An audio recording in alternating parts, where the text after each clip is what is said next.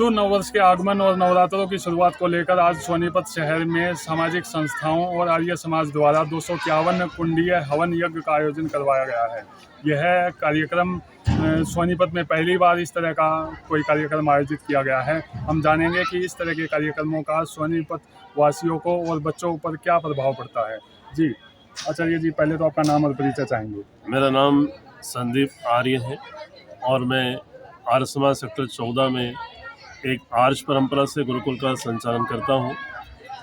आज के जो आयोजन का प्रभाव हम यदि विचार करें तो एक सात्विक वातावरण के अंदर हमने यज्ञ को किया है और इससे एक संदेश लोगों तक गया है कि हमारी संस्कृति महान है और हमारी परंपराएं महान हैं, श्रेष्ठ हैं। इससे बढ़ कर के पूरे विश्व के अंदर कोई भी विचारधारा नहीं है और यज्ञ के माध्यम से हमारे संस्कार जागृत होते हैं, ईश्वर कृपा से हमें उत्साह मिलता है, बल मिलता है और हम एक शुभ कर्म करने की ओर सदैव लगे रहते हैं। यह यज्ञ का प्रभाव हम सभी पर पड़ता है। तो क्या मैसेज देंगे समाज को कि आज का युग भौतिकवादी युग होता जा रहा है, टेक्नोलॉजी और कंप्यूटर का युग है, उस युग में हवन का कितना महत्व आप मानते हैं? टेक्नोलॉजी और साइंस का अपना एक अलग महत्व है, उसका कोई भी निषेध या खंडन नहीं कर सकता है। वो जीवन का एक अनिवार्य अंग है, लेकिन उसके साथ साथ में हमारे ऋषियों ने, वेद ने यह भी कहा है कि हम धर्म का त्याग न करें, हम यज्ञ आदि परंपराओं का न छोड़ें, क्योंकि ईश्वर ने जो हमें जीवन दिया है वह हर प्रकार की उन्नति के विकास के लिए दिया है। हम बाहर के साइंस टेक्नोलॉजी का भी विकास करें, लेकिन उसके साथ साथ में मन, आत्मा, संस्कार, इन सब का भी विकास और उन्नति की ओर पूरा ध्यान हमारा होना चाहिए। जी, इन्होंने बताया कि हमारे जीवन में यज्ञ का एक अलग ही महत्व है। हमारे साथ रविंद्र जी भी जुड़े हैं जो आर्य समाज सेक्टर 14 के समाज सेवी हैं और प्रधान भी हैं। उनसे जानेंगे कि यज्ञ का बच्चों के और विद्यार्थी जीवन पर ही कितना असर पड़ता है।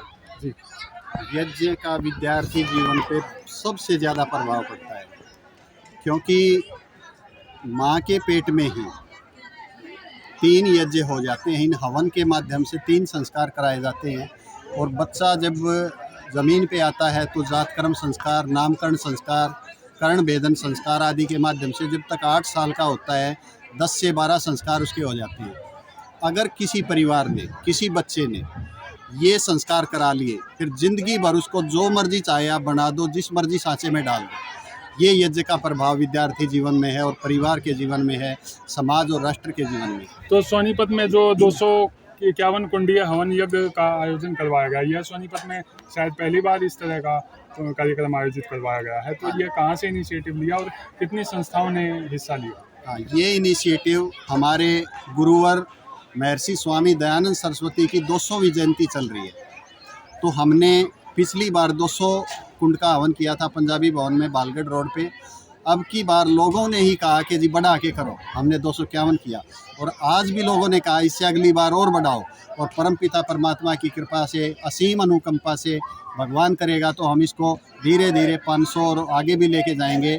और सामाजिक जो संस्थाएं हैं, लगभग सैकड़ों सामाजिक संस्थाओं ने भाग लिया और हिंदू संस्था ने तो तन मन धन खोल के कह दिया कि आगे आचार्य जी जो भी आप काम करेंगे हम आपकी सेवा में हाजिर हैं, जितने मर्जी बढ़िया काम करो। और सब आनंद में थे, बहुत खुश थे। जी, तो बताया कि आज के समाज में बेशक कंप्यूटर युग है, भौतिकवादी युग है, मगर हवन का अपना ही एक महत्व है। और जो आज पहली बार 251 कुंडीय हवन यज्ञ का आयोजन करवाया गया है और अगली बार इससे बढ़कर हवन यज्ञ का आयोजन करवाया जाएगा। देखते रहिए दैनिक सवेरा न्यूज़। सोनीपत से संजीव कनगस।